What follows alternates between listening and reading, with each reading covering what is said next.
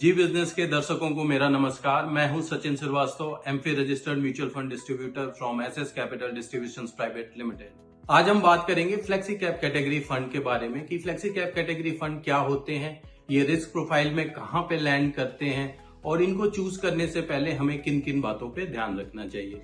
आइए सबसे पहले हम समझते हैं large cap, mid cap and small cap क्या होते हैं। सेबी कैटेगराइजेशन के हिसाब से लार्ज कैप कैटेगरी टॉप 100 कंपनियों को लार्ज कैप में रखते हैं, 101 से 250 कंपनियों को हम मिड कैप में कंसिडर करते हैं एंड 250 के बाद की कंपनियों को हम स्मॉल कैप में कंसिडर करते हैं। अब हम बात करेंगे फ्लेक्सी कैप फंड्स के बारे में कि फ्लेक्सी कैप कैटेगरी क्या होती है।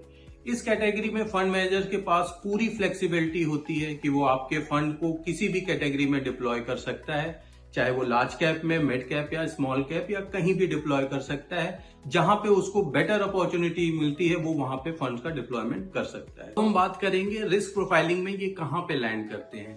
लार्ज कैप कैटेगरी फंड कम रिस्की होते हैं, उनके रिटर्न भी कम होते हैं। देन उसके बाद आता है large and mid cap category, जो लार्ज कैप के कंपैरिजन में स्लाइटली हायर रिस्की होते हैं, उनके रिटर्न्स भी लार्ज कैप से बेटर होते हैं।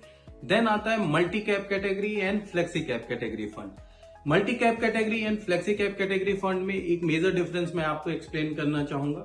मल्टी कैप कैटेगरी फंड में फंड मैनेजर्स के साथ लिमिटेशंस होती हैं कि वो आपके फंड को तीनों कैटेगरी में 25% रखना मैंडेटरी होता है, रेस्ट 25% को वो किसी भी कैटेगरी में डिप्लॉय कर सकता है। जहां पे उसे फ्लेक्सी कैप कैटेगरी में पूरी फ्लेक्सिबिलिटी मिलती है कि वो आपके फंड को किसी भी कैटेगरी में 0 टू लेके 100% तक डिप्लॉयमेंट कर सकता है।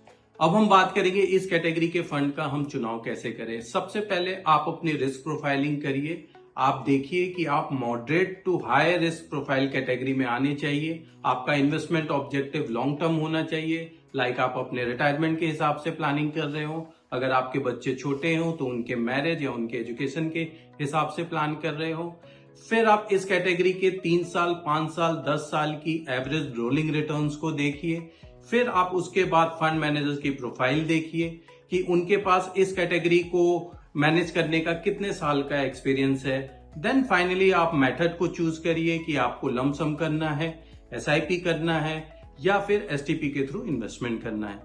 मैं एक फंड आपको रिकमेंड करता हूं, आप उसको जरूर ट्रैक करिएगा। आईसीआईसीआई प्रूडेंशियल का फ्लेक्सी कैप फंड है, वेल मैनेज पोर्टफोलियो है। अभी 66% लार्ज कैप है, 21% मिड कैप है एंड 13% वो स्मॉल कैप में है।